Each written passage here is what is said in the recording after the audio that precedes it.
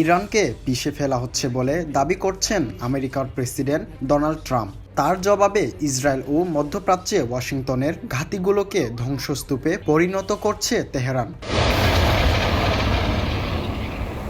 Saudi আরবের রিয়াদে আমেরিকার Prince সুলতান বিমান ঘাঁটিতে ইরানি হামলায় ভয়াবহ ক্ষয়ক্ষতির চিত্র সামনে এসেছে। ঘাঁটিটিতে থাকা আমেরিকার 12 সেনা আহত হয়েছেন, এদের মধ্যে অন্তত 10 জনের অবস্থা গুরুতর। এই নিয়ে ইরানের হামলায় আমেরিকার হতাহত সেনার সংখ্যা 300 ছাড়িয়েছে বলে জানাচ্ছে রয়টার্স। এ পর্যন্ত অন্তত 13 সেনা নিহতের কথা স্বীকার করেছে সেন্ট্রাল কমান্ড। সৌদিতে আমেরিকার বিমান ঘাঁটিতে হামলায় বেশ কয়েকটি সামরিক বিমান ক্ষতিগ্রস্ত হয়েছে বলেও জানিয়েছে বিবিসি, যার মধ্যে ফাইটার জেটের জ্বালানি সরবরাহকারী বিমানও রয়েছে। রাতভর ইরানের দফায় দফায় মিসাইল হামলায় তেল আবিবের বেশ কিছু এলাকা পরিণত হয়েছে ধ্বংসস্তূপে। নিহত হয়েছেন অন্তত 1 জন।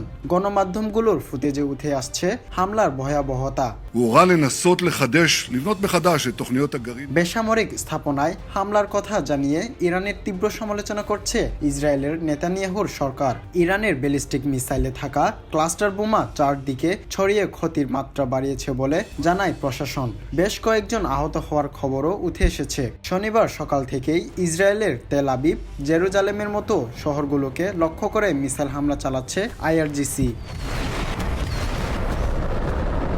এর আগে সামাজিক মাধ্যম এক্সে দেওয়া বার্তায় আইআরজিসি জানায়, এখন আর চোখের বদলে চোখ নয়, বরং ইসরায়েল আমেরিকার হামলার জবাব হবে আরও শক্তিশালী ও ভয়াবহ। জীবন বাঁচাতে চাইলে ইসরায়েল ও আমেরিকা সংশ্লিষ্ট বাণিজ্যিক প্রতিষ্ঠানগুলোর কর্মীদের স্থাপনা ত্যাগের নির্দেশ দেয় বাহিনীটি।